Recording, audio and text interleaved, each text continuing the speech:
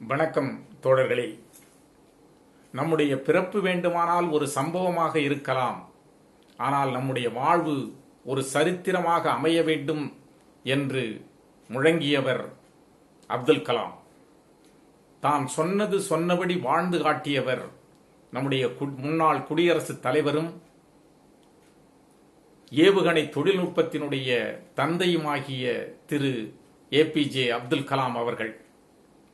இவருக்கு முன்பும் இவரது மறைவுக்கு பின்பும் இப்படி ஒரு மனிதனை இந்த உலகம் கண்டதில்லை என்று போற்றி புகழ்கின்ற அளவிற்கு ஒரு மாபெரும் தத்துவ ஞானியாக இந்த மண்ணில் மலர்ந்தவர் மேதை அப்துல் கலாம் அவர்கள்.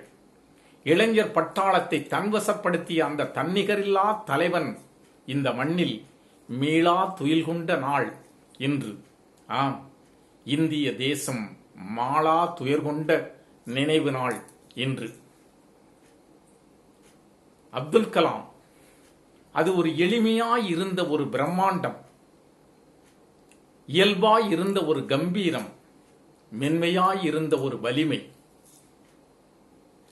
மிருத்யுஞ்சய மந்திரம் என்பது ஒரு மனிதன் நல்ல ஆரோக்கியம் புகழோடு இருந்துவிட்டு கடைசி நொடியில் வெள்ளரி பழத்திலிருந்து காம்பு விடுபடுவது போல இந்த உடலை விட்டு உயிர் பரந்தோடி முக்தி அடைகின்ற அந்த பிரார்த்தனையை செய்கிற மந்திரம். இந்த பிரார்த்தனை எல்லோருக்கும் வாய்த்து விடுவது கிடையாது.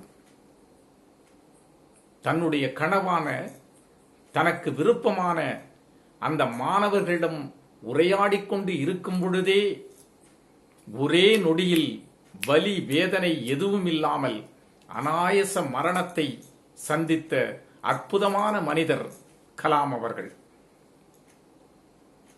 அவருடைய மறைவு அன்று, மறைந்த தினத்தில் அவருக்காக எழுதப்பட்ட ஒரு இரங்கல் கவிதையை நான் படிக்க நேர்ந்தது. அந்த கவிதை இதோ: காலமே அழுவதென்ன, கலாமை நீ தொழுவதென்ன. காலமே அழுவதென்ன, கலாமை நீ தொழுவதென்ன. கோலமே குழைந்த வண்ணம் குழந்தையர் குழைந்ததென்ன. சீலமாய் வாழ்ந்து தன்னை தேசத்துக்கு அர்ப்பணித்தோன் காலமே ஆவதில்லை, காற்றுக்கு மரணமில்லை, காற்றுக்கு மரணமில்லை. பாறையின் இடுக்கிலிட்ட பறவையின் எச்சம் ஒன்று, பாறையின் இடுக்கிலிட்ட பறவையின் எச்சம் ஒன்று, கோரை போல் முளைத்து பின் குடைமரம் ஆதல் போல, கூரையும் சிதைந்த வீட்டில் குறையோடு பிறந்த மகன் பாறையே ஆண்டு சென்றார். பாமரர் வியந்து நின்றார், பாமரர் வியந்து நின்றார். ஏவினான் கணையை விண்ணில், இளைஞரே எழுக என்று கூவினான் பிறந்த மண்ணில். கொள்கையாய் வாழ்ந்து காட்டி மேவினான் நாடுதோறும். மேதைகள் விதை தன்னை, மேதையின் விதைகள் தன்னை தூவினான். என்ன மாயம், துளிர்த்தது எம் தேசம், துளிர்த்தது எம் தேசம். ஏணியாய் பிறந்து விட்டால் இருமிதி பொறுக்க வேண்டும், ஏணியாய் பிறந்து விட்டால் இருமிதி பொறுக்க வேண்டும். ஆணியாய் பிறந்து விட்டால் அடியெல்லாம் தாங்க வேண்டும். தோணியாய் பிறந்து விட்டால் தொடர்ந்து நீ நனைய வேண்டும். ஞானியாய் பிறந்து விட்டான், ஞானத்தில் பொறுமை கொண்டான். ஞானியாய் பிறந்து விட்டான், ஞானத்தில் பொறுமை கொண்டான். மனிதரை வெல்வதொன்றே மரணத்தின் தொழில் என்றாகும். மனிதரை வெல்வதொன்றே மரணத்தின் தொழில் என்றாகும். மனிதரின் பெருமையெல்லாம் மரணத்தை வெல்வதே ஆகும். மனிதரின் பெருமையெல்லாம் மரணத்தை வெல்வதே ஆகும். தனி ஒரு மனிதனாகி சமூகமும் தானான புனிதனே சாவை வெல்வான். தனி ஒரு மனிதனாகி சமூகமும் தானான புனிதனே சாவை வெல்வான். எங்கள் புண்ணியன் வென்று விட்டான், எங்கள் புண்ணியன் வென்று விட்டான். அலைகளே எழுவீர், அந்த அந்தணன் துயில்கின்ற நிலைகளை தொழுவீர். அன்னோன் நெற்றியை வணங்கிச் செல்வீர். கலைகளே நாளை பிறக்கும் கவிகளே, கலாம் போன்ற விலையில்லா ரத்தினத்தை வீட்டுக்கு ஒன்று செய்வோம் என்று அந்த கவிதை முடிகிறது. எப்பேற்பட்ட மனிதனாக இருந்தால் ஒவ்வொரு வீட்டிலும் ஒரு கலாமை உருவாக்குவோம் என்று அந்த கவிதை நாயகன் எழுத முடியும். நினைத்து பாருங்கள். கலாம் எவ்வளவு உயரத்திற்கு சென்றாலும் கூட ஒரு நாளும் அவரை தலைக்கணம் ஆட்கொண்டது கிடையாது. எத்தனை உயரத்தில் இருந்தாலும் கூட அனைவரிடம் அன்போடு பழகக்கூடிய அற்புத மனிதன். ஒரே ஒரு செய்தியை படித்தேன், கேட்க நேரிட்டது. அப்துல் கலாம் ஜனாதிபதி ஆகி மாளிகைக்குள் செல்லுகிறார். அங்கே சென்ற பொழுது வாசலில் ஒரு பாதுகாவலர் இந்த விசிறி போன்ற ஒரு தலைப்பாகையை வைத்துக்கொண்டு அவருக்கு சல்யூட் அடித்து நிற்கின்றார். இவர் அருகே சென்றதும் உடனே கீழே உட்காருகிறார். இவர் வியந்து போகிறார். எல்லோரும் வந்தால் எழுந்துதானே நிற்பார்கள், இவர் என்ன உட்காருகிறான் என்று பார்த்த பொழுது உட்கார்ந்த அவன் அப்துல் கலாமுடைய காலிலே அணிந்திருக்கின்ற ஷூவினுடைய லேசை அகற்றுகிறார். உடனே மலைத்து போய் நிறுத்து நிறுத்து, என்ன செய்து கொண்டிருக்கிறாய் என்று கேட்கின்றார். ஐயா, இதுதான் என்னுடைய வேலை என்று சொல்லுகிறார். உடனே எழுந்திருப்பா, ஷூ போட தெரிஞ்ச எனக்கு அது அவுக்க தெரியாதா, இன்னையிலேருந்து உனக்கு வேலை கிடையாது அப்படின்னு சொல்லிடுறார். உடனே அந்த காவலாளி அழுகிறான். அழுது கொண்டே ஏதோ புலம்புகிறான். அருகில் இருந்தவரிடம் கலாம் கேட்கிறார் என்ன சொல்லுகிறார் என்று. அவருக்கு 4 பிள்ளைகள் இருக்கிறதாம், பெண் பிள்ளைகள்.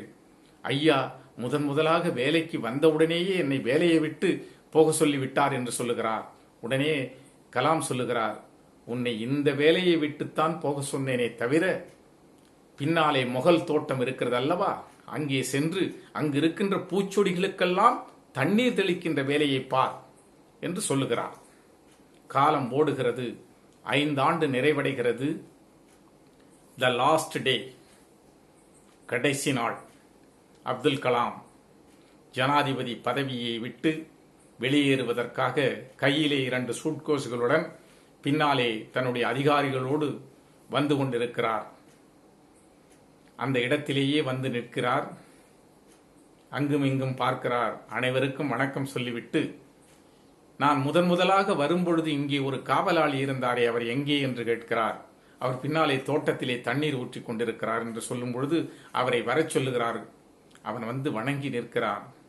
அவனிடம் சொல்லுகிறார், ஏம்பா, அன்னைக்கு என்னமோ உன்னை வேலையை விட்டு போ சொல்லிட்ட உடனே நீ ரொம்ப அழுதியே, இதோ இன்னைக்கு என்ன இந்த வேலையை விட்டு போ சொல்லிட்டாங்க, நான் போறேன், உனக்கு தெரியுமா அப்படின்னு சொன்ன உடனே அவன் கதறி அழுகிறார். அவனை ஆசுவாசப்படுத்தி விட்டு சொல்லுகிறார், இந்த பூவாளி போன்ற தண்ணீர் தெளிப்பது வைத்திருப்பாய் அல்லவா, அந்த தண்ணீரை, பூ போன்ற அந்த தண்ணீரை இந்த 2 சூட்கேஸிலும் தெளித்து விடு என்று சொல்லுகிறார். அங்கிருக்கின்ற பாதுகாப்பு அதிகாரிகளும் மற்றவர்களும் திகைத்து போகிறார்கள். ஐயா, உள்ள உங்களுடைய ட்ரெஸ் எல்லாம் இருக்கே, உங்களுடைய ஃபைல் எல்லாம் இருக்கிறே என்று சொல்லும் பொழுது, நிறுத்து, நீ தெளி என்று சொல்லுகிறார். அவன் தெளிக்கிறான். யாருக்குமே ஒன்றும் புரியவில்லை.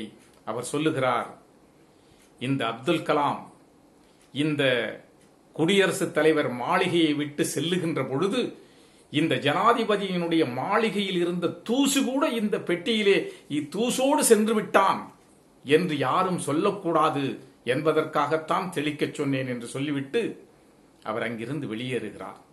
எப்பேற்பட்ட ஒரு மனிதன்! இது போன்ற காரணங்களால் தான் அந்த மாமேதை மறைந்த பொழுது இந்த உலகமே அந்த யாத்திரையில் கண்ணீர் விட்டு நின்றது. உலக நாடுகளில் உள்ள அரசியல் தலைவர்களெல்லாம் அணிவகுத்து நின்றார்கள். மக்கள் பேரணி மலைமலையாய் குவிந்து நின்றது. ஆம், அந்த மாமேதை புதைக்கப்படவில்லை, புதைக்கப்படவில்லை. இளைஞர்கள் பட்டாளத்தை எழுப்பச் செய்யவும், இந்திய நாடு வல்லரசு என்ற ஆரம்பத்தை துவக்கி வைப்பதற்கும் அங்கே விதைக்கப்பட்டிருக்கிறது. ஆம், அப்துல் கலாம் புதைக்கப்படவில்லை, விதைக்கப்பட்டிருக்கிறார். அது வீறு கொண்டு எழும். இந்த தேசத்தை, இந்த தேசத்தின் இளைஞர்களை உசுப்பிவிடும். எதிர்காலத்தை கட்டமைத்துக் கொள்ளுவதற்கும், இந்திய தேசத்தை வல்லரசாக மாற்றுவதற்கும் அவருடைய வார்த்தைகள் என்றும் துணை நிற்கும். அந்த மகான் புகழ் ஓங்குக. பல்லாண்டு காலம் இந்த மண்ணில் கடைசி உயிர் இருக்கின்ற வரை அந்த மாமேதையினுடைய நினைவு இந்த மண்ணை சுற்றி சுற்றி வந்து கொண்டிருக்கும். வாழ்த்துக்கள். நன்றி தோழர்களே. வணக்கம்.